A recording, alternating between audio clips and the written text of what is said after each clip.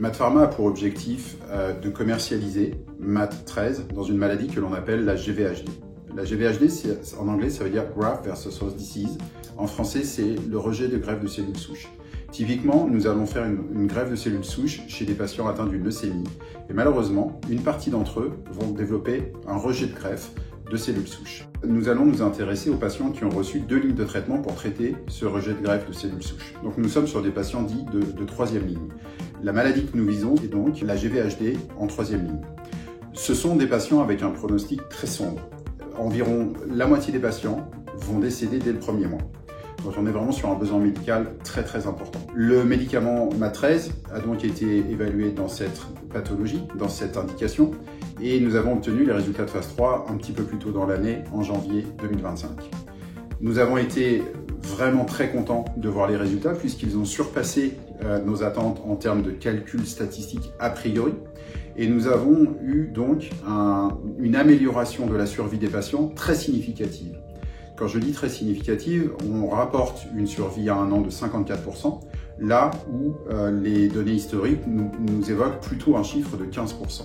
Donc on est sur un triplement de la survie à 1 an, ce qui est un résultat vraiment fantastique. Donc on était très contents de ce résultat qui représente pour nous la première grande victoire par rapport à la validation de notre science et de la technologie sous-jacente qui nous permet de générer des candidats médicaments, comme c'est le cas de MaaT13. L'intérêt aussi de ce développement, c'est que pour nous, c'est une première, comme je viens de l'indiquer, mais c'est aussi une première pour le domaine. Nous avons le potentiel d'être le tout premier médicament microbiote approuvé en Europe. Donc nous sommes en train actuellement de définir un peu le cadre, de pousser le cadre au niveau réglementaire, puisqu'on discute avec les autorités réglementaires et nous sommes donc le premier produit qui est évalué en Europe par l'Agence européenne du médicament. Donc c'est un point très important. Mais au-delà de ça, nous sommes le tout premier produit en oncologie dans le domaine du microbiote qui pourrait être approuvé au monde dès 2026. Donc c'est aussi quelque chose de très important pour l'ensemble de nos développements ainsi que pour notre écosystème.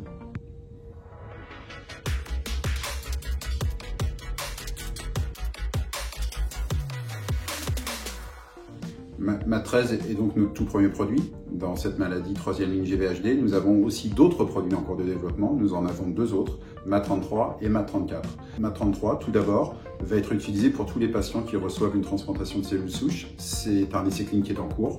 C'est le plus grand essai clinique jamais réalisé dans le domaine du microbiote. En termes de nombre de patients, on est près de 400 patients. Et donc là, on aura les premiers résultats un petit peu plus tard. On les aura à l'horizon 2027 avec possiblement aussi une autre autorisation de mise sur le marché 1 an plus tard. On a aussi un autre produit, MaaT34, qui cette fois-ci va s'adresser aux tumeurs solides. On est sur une autre ère thérapeutique, nous ne sommes plus dans les cancers dits liquides ou les cancers en oncohématologie. Et ce produit est actuellement au stade préclinique et nous avons des résultats précliniques justement qui sont extrêmement prometteurs pour lesquels on communique assez régulièrement. La plus récente communication étant celle de l'AACR à Chicago, où nous avons présenté des résultats sur la réduction de la tumeur dans des souris absolument fantastiques et jamais vues jusqu'à présent.